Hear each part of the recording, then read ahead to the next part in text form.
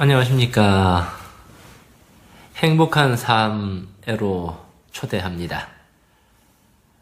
저는 이번 한 학기 동안 여러분들과 함께 행복한 삶이라는 이 과목을 강의해 나갈 김기환 교수입니다.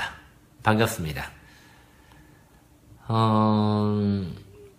수업이라는 것이 얼굴을 맞대고 함께 눈을 맞추고 이렇게 해야 정말 수업다운 수업을 할 수 있는데, 이번 코로나 사태로 인해서 어쩔 수 없이 이렇게 비대면 수업을 해서 동영상을 통해서 여러분들을 만날 수밖에 없게 되었습니다. 어떻게 하겠습니까? 열악한 상황이지만 나름대로 이 동영상 강의를 통해서라도 행복한 삶에 대한 강의를 열심히 들어주시고, 저도 부족함 없이 강의를 진행할 수 있도록 노력하도록 하겠습니다. 일단 저 개인적인 소개를 조금 먼저 드리면요. 저는 이 가톨릭 상지대학교 유아교육과의 교수로 있고, 또 천주교 신부이기도 합니다. 학교에 근무하기도 하지만 저기 구담이라는 시골 동네에서 천주교 신부로서 성당을 맡아서 사목 활동을 하고 있는 신부이기도 합니다. 저는 이제 신부가 된 지 올해로 이제 25주년 되는데요. 그동안 신부가 되고 나서 미국에 가서 상담 쪽으로 공부를 하고 왔습니다. 지금 한참 코로나로 가장 시끄러운 도시 중에 하나죠. 뉴욕에서 상담 쪽을 이렇게 한 6년 가까이 공부를 하고 돌아왔고, 현재는 이제 성당에서 사목을 하면서 학교 강의도 이렇게 나가고 있습니다. 그리고 지금 이 행복한 삶이라는 과목은 가톨릭 상지대학교가 천주교 재단 학교이기 때문에 신입생들의 인성 함량을 위해서 개설한 과목이고, 그래서 인성 교육을 위해서 전략적으로 이제 만들어 놓은 그러한 과목입니다. 교양 과목이긴 하지만 상당히 중요한 비중을 차지하고 있는 그런 과목이라고 볼 수도 있고요. 행복한 삶이라는 이 과목 자체가 어떻게 보면 세상에서 가장 어려운 과목일 수도 있습니다. 왜냐하면 인류 역사에서 수많은 사람들이 행복에 대해서 많은 말을 해왔지만 그 말만큼 인간들이 행복한가, 우리 인류가 행복한가, 그렇지는 않거든요. 그 말은 결국은 이 행복이라는 것이 어떻게 보면 딱 떨어지는 해답도 없고 정답도 없고 그런 것이라고 볼 수도 있겠죠. 또 한편으로는 누구나 어떤 자기 나름대로의 행복을 추구하면서 살아갈 수 있다는 그런 것도 될 수가 있겠고요. 아무튼 여타 과목에 비해서 행복한 삶이라는 자체가 굉장히 가르치기 어려운 그러한 과목이라고 볼 수 있습니다. 제가 이제 한 학기 동안 이 행복한 삶이라는 그 과목을 하는데, 제 자신이 그렇게 행복에 대해서 인류의 석학들이나 철학자들만큼 행복이 이런 것이다 라고 말할 만한 그러한 학식이나 위치에 있는 사람도 아니고, 또 연륜적으로도 지금 나이에 비해서 그렇게 행복에 대해서 어떤 거다라고 지혜를 풀어놓을 만한 그만한 자기를 갖춘 사람도 아닙니다. 하지만 저는 이제 개인적으로는 심리치료를 오랫동안 해오고 있는 사람입니다. 그냥 이렇게 단순한 상담이 아니라, 우리가 흔히 알고 있는 것처럼 말을 많이 들어주고 하는 그런 상담이 아니라 실제로 이제 그 사람의 무의식 속에 있는 무의식적인 내용물들을 이렇게 드러나오게 하는 그러한 그 심리 치료를 이렇게 하는 사람인데요. 그런 심리 치료를 오래 하고 또 이제 신부로서 신앙인들의 어떤 그런 상담을 이렇게 말을 많이 들어주면서 사람들의 내면을 참 많이 들여다보게 되었습니다. 그래서 그런 경험을 바탕으로 해서 이 행복에 대해서 나름대로의 어떤 뭐 그런 경험에 대한 바탕 또 이렇게 배운 것을 토대로 해서 행복에 대해서 이렇게 과목을 가르치려고 그러는데 제가 특별하게 무슨 뭐 특별한 행복론을 따로 이렇게 주장할 건 아닙니다. 주장할 건 아니지만 이제까지 이제 이렇게 세상이 제시하는 그러한 여러 가지 행복론들을 쭉 살펴보면서 그 행복론들이 가지고 있는 어떤 맹점이라 그럴까요? 약점이라 그럴까? 그런 면을 이렇게 좀 보충하는 측면에서 행복에 대해서 좀 말을 하고 싶고요. 또 이제 말씀드린 것처럼 그런 심리치료 경험을 바탕으로 봤을 때 인간의 영혼이 사람의 마음이 진정으로 원하는 것이 과연 뭔가 이런 것들을 봐오면서 행복한 삶을 살기 위해서는 어떤 것이 이렇게 전제되어야 하는가, 어떤 마음이 이렇게 갖추어져야 하는가 이런 것들을 바탕으로 해서 이 행복한 삶에 대한 이 과목을 한 학기 동안 살펴볼까 합니다. 크게 부담을 갖지 마시고요. 가벼운 마음으로 이렇게 들어주시면 되겠고, 아마 이제 우리 이 코로나 때문에 그 학교 수업을 대면 수업하기는 힘들기 때문에 중간고사는 없을 것 같고요. 기말고사 때 이제 학교 등교해서 대면 수업을 하는 걸로 그렇게 이제 대면 시험을 치는 걸로 그렇게 지금은 학교에서 계획하고 있는 걸로 알고 있습니다. 그래서 부담 없이 들어주시고 이 동영상 내용과 또 PPT를 올리는 자료들을 이렇게 활용하시고 또 이 강의 원고들을 이제 수시로 올려드릴 테니까 거기에 대한 부담 갖지 마시고 수업을 들어주시면 좋겠습니다. 그러면 이제 첫째 시간에 이 한 학기 동안 어떻게 이제 수업을, 행복한 삶 수업을 진행할 것인가, 거기에 대한 이제 커리큘럼을 한번, 쭉 먼저 일별해 보도록, 하겠습니다. 이제 오늘 첫째 시간에는 이렇게 이제 그 과목에 대한 소개를 하고, 그 다음에는, 첫째 시간에는 이 현대사회가 제시하는 행복론이 과연 어떤 방향인가 하는 것을 한번 오늘 살펴볼 겁니다. 현대산업사회가 제시하는 어떤 행복론. 그래서 어떤 이제 여러분들에게 이제 동영상을 그 PPT에 이제 그 링크를 해가지고 추천을 하나 해드리는데 그 동영상을 따로 꼭 한번 유튜브에서 보시면 좋겠습니다. 한 30분짜리 정도 되는 동영상인데, 이거는 그 서울대 행복연구소, 우리나라 최고 대학이죠. 서울대면. 서울대 행복연구소에서 최인철 교수님이 그 행복연구소 소장입니다. 이 소장님이 이제 말씀하시는 행복이란 무엇인가 하는 것을 이제 보게 될 겁니다. 여러분들이 이제 따로 유튜브에서 동영상 보시고, 오늘은 이제 제가 이제 이 학과 소개 끝나고 나면 그 내용에 대해서 이제 정리하고 요약해드리면서 거기에 대한 좀 비판을 좀 가할 겁니다. 그래서 현대사회가 제시하는 이제 행복론의 조금 허구성이라 그럴까요? 좀 비판적인 면, 좀 부족한 면을 이제 나름대로 이제 보충하는 의미에서 공부를 할 겁니다. 그게 오늘 이제 첫째 주에 하게 될 공부입니다. 그 다음에 이제 다음 주 두 번째 주에는,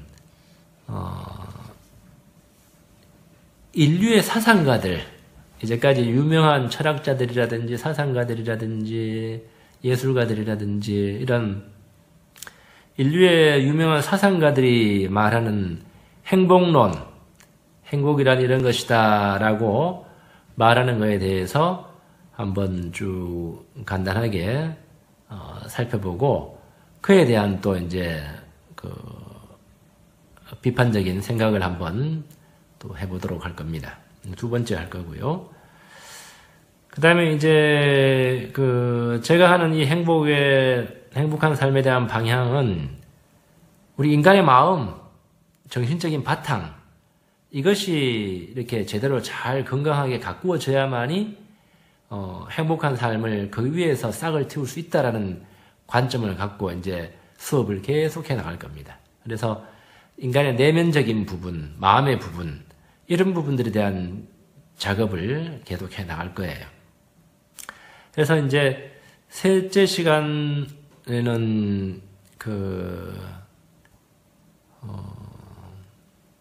우리가 행복한 삶을 살기 위해서 옛날 이야기를 하나 들려드릴 거예요.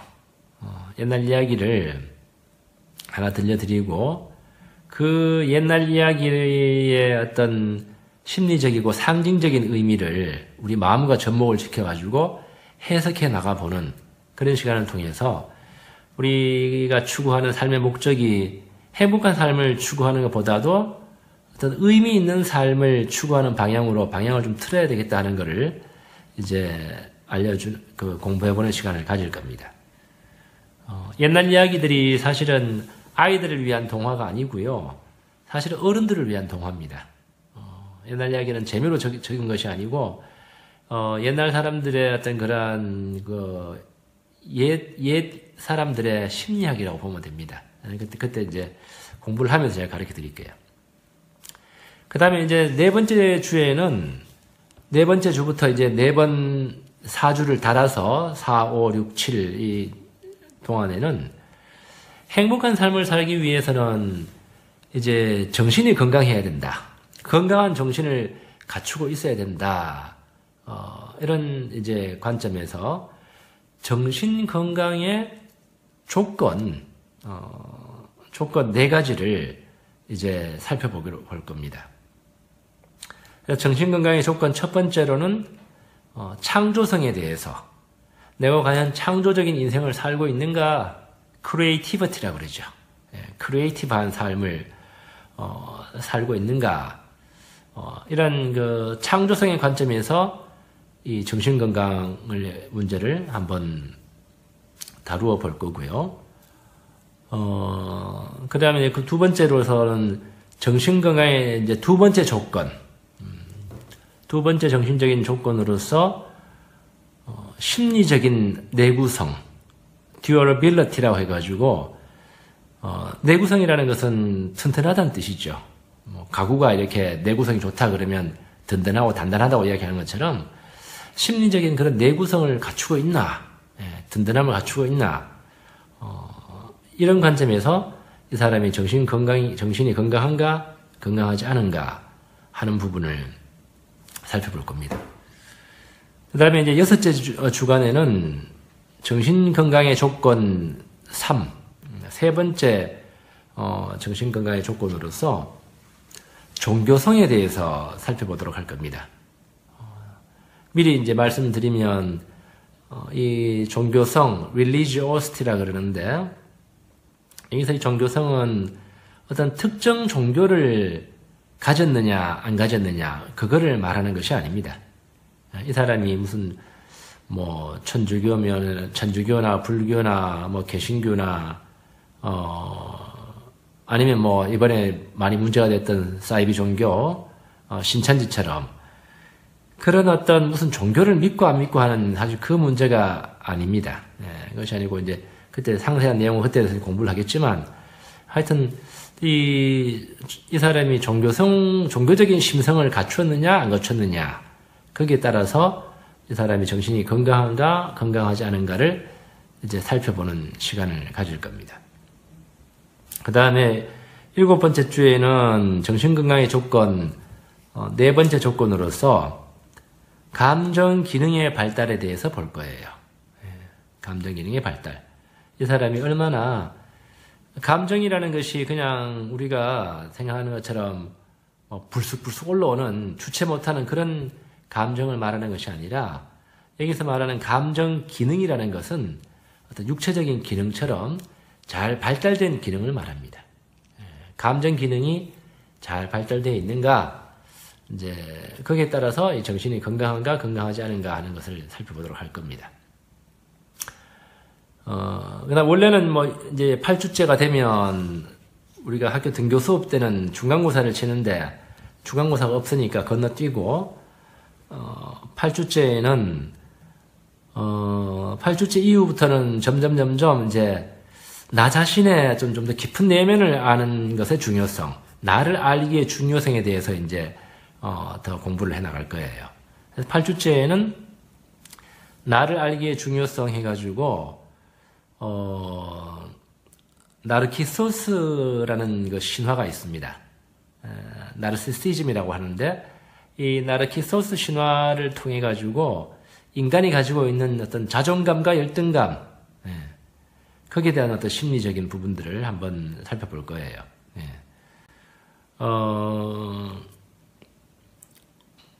자신을 모르기 때문에, 자신을 잘 모르기 때문에, 어떨 때는 열등감을 느꼈다가, 어떨 때는 어떤 사람에 대해서 우월감을 느끼기도 하고, 사람이 왔다 갔다 하는 거죠.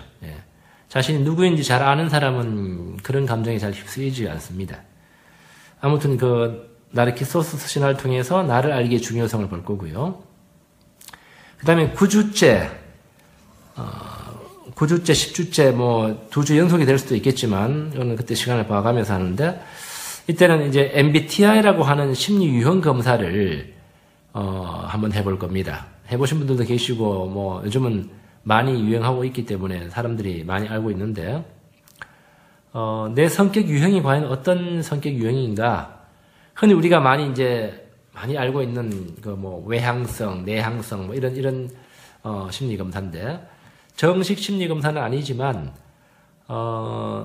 약식으로 이제 심리 검사를 하게 될 건데, 아마 이것도 저희들이 이제 동영상으로 수업을 하기 때문에 시험 테스트 자료를 미리 올리고 여러분들이 다운받아가지고 체크를 하고 거기에 대한 설명을 이제 내가 하는 방식으로 이렇게 해 나가야 될 것 같아요. 요거를 이제 한 주 혹은 2주에 걸쳐가지고 이제 하게 될 겁니다. 그 다음에 이제 그 다음 주 10주가 되든지 이때는 우리 마음 점점 깊은 곳으로 들어가서 사람 무의식의 중요성에 대해서, 무의식의 심리학에 대해서 이제 좀 살펴볼 거예요. 내 어두운 마음의 무의식, 내 어두운 마음의 깊은 곳에 구조가 어떻게 되어 있는지, 거기에 무엇이 들어앉아 있는지 그런 것에 대해서 한번 이렇게 살펴보는 시간을 가질 겁니다. 사람의 마음의 어떤 바탕이 오늘 조금 있다가 이제 다시 이제 그 강의를 하게 될 건데,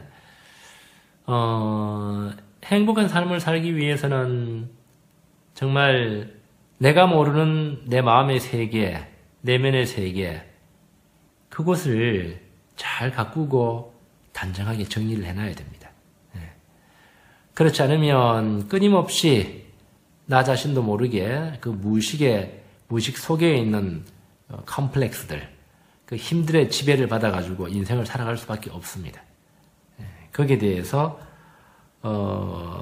좀 살펴볼 겁니다. 그리고 실제로 제가 이제 심리 치료를 했던 사례들, 비디오로 찍어 놓은 거를 이렇게 몇 장면도 이렇게 실제 사례들을 보는 기회도 가질 수 있을 겁니다. 물론 이제 그거는 그 심리치료 받던 분들의 어떤 그 허락을 일일이 다 받아가지고 보여주는 장면이긴 한데, 여러분들이 보시면 다른 데서는 절대 볼 수 없는 아주 특별한 어떤 체험이 될 수도 있습니다. 그래서 이제 그런 걸 통해 가지고 무의식의 중요성에 대해서 이렇게 한번 공부를 해보는 시간을 가질 겁니다. 그 다음 주에는 또 한 2주간 가까이 이제 무의식의 중요성을 무의식이 가장 잘 드러나는 이제 현상이 꿈입니다. 꿈. 여러분들이 밤에 잘 때 꾸는 꿈 있잖아요. 꿈은 정확하게 무의식이 나에게 보여주는 드라마예요. 밤마다. 흔히 우리는 뭐 개꿈이라 그러고 이제 꿈의 중요성을 잘 몰라서 그렇기도 하지만 또 꿈의 중요성을 애써 폄하하기도 하는데 사실은 이 꿈은 인간의 내면 세계가 상징적으로 자신을 드러내는 우리들에게 그러한 하나의 현상입니다.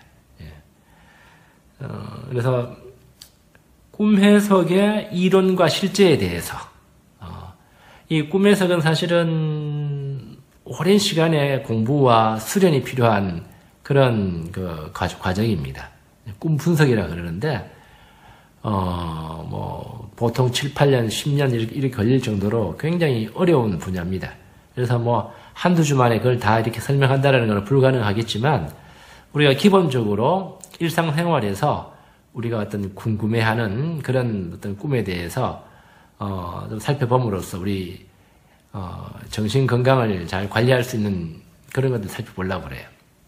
예를 들면 악몽이라든지 가위 눌리는 거라든지 그런 것들은 많은 사람들이 겪는 문제지 않습니까? 그런 어떤 꿈 해석의 이론과 실제에 대해서 공부하는 시간을 가져보도록 할 겁니다. 그리고 이제 그렇게 되면 거의 이제 한 학기가 끝나가는데 원래 우리 대면 수업에서는 영화도 자주 보여줍니다. 영화도 자주 보여주고 그 영화에 대해서 이제 심리학적인 해석도 해보고 하는 그런 작업을 하는데 이 비대면 수업에서는 그럴 기회가 없고 여러분들이 제가 소개해드리는 그런 영화를 이렇게 유튜브나 이런 데서 보시면 좋겠지만 그렇게 못하는 이렇게 경우도 있어서 요거는 이제 수업 진행되는 상황을 봐가면서 하도록 할 겁니다. 원래 대면 수업 할 때는 이상한 나라의 앨리스라는 그러한 영화를 보여주고 이제 그걸 이제 심리학적으로 해석하는 시간을 2시간 가졌었는데 이상한 나라의 앨리스라는 영화 들어보셨죠? 여러 가지 버전이 있습니다. 옛날 영화부터 해가지고 최근에 찍은 이상한 나라의 앨리스 영화까지 이렇게 좀 있는데 이 영화는 최근에 나왔던 그러한 영화입니다. 나중에 제가 이제 링크를 해드리든지 그거를 이렇게 보여드리도록 할 겁니다. 이렇게 해서 이제 한 학기 동안의 수업이 커리큘럼을 이렇게 쭉 가르쳐 드렸습니다. 그리고 이제 이 커리큘럼은 지금 저희들도 이제 이 동영상 강의를 갑자기 준비하는 바람에 일단 이렇게 커리큘럼 잡았는데 조금 이게 바뀔 가능성도 있음을 염두에 두시기 바랍니다. 진행되는 상황을 봐가면서 수업 진행되는 걸 봐가면서 조금 이제 변동이 있을 수가 있습니다. 그리고 이제 중요한 거는 기말고사겠죠.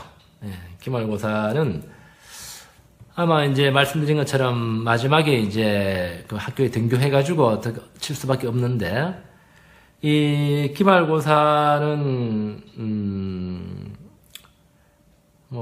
부담 안 가지셔도 돼요. 제가 정리를 다 해가지고 시험 칠 내용을 다 요약해서 이렇게 배부를 해드릴 거니까 미리 아니면 이메일로 보내드리든지 할 거니까 크게 부담 갖지 마시고 미리 이제 문제를 가르쳐 드리면 가르쳐 드릴까요? 말까요? 앞서 이야기했던 그 정신건강의 조건이 있잖아요. 정신건강의 조건 4가지. 창조성, 심리적 내구성, 종교성, 감정기능의 발달 이 4가지를 했는데 아마 그 중에서 정리를 해서 제가 요약하는 걸 내드리고 적으라고 이렇게 시험을 낼 가능성이 높습니다. 물론 이것도 이제 변동 가능성이 있지만 정신건강의 4가지 조건 중에서 시험을 낼 거라는 것은 거의 확실합니다. 그 중에 2개만 적으라고 할 수도 있겠고 아니면 4개 다 적으라고 할 수도 있겠고 그거는 이제 그때 봐서 이렇게 정하도록 하겠습니다. 자, 이렇게 해서 이제 한 학기 동안 그 수업할 내용에 대한 커리큘럼 설명을 쭉 이렇게 드렸습니다. 이제 둘째 시간에는 서울대 행복연구소가 말하는 최인철 교수의 강의에 대해서 이제 살펴보고 요약하고 또 거기에 대해서 비판해보는 시간을 가질 겁니다. 여러분들이 뭐 시간 여유가 있으시면 미리 그 강의를 35분짜리 정도 되는 강의를 보시고 둘째 시간 강의를 들으면 더 좋겠고요. 혹시 그럴 여유가 안 되시면 그냥 뭐 제가 미리 그 안에서 이제 요약해 가면서 말씀을 드리는 거니까 그냥 2교시 강의를 들으셔도 되겠습니다. 네, 잠시 후에 다시 2교시 수업을 하도록 하겠습니다. 감사합니다.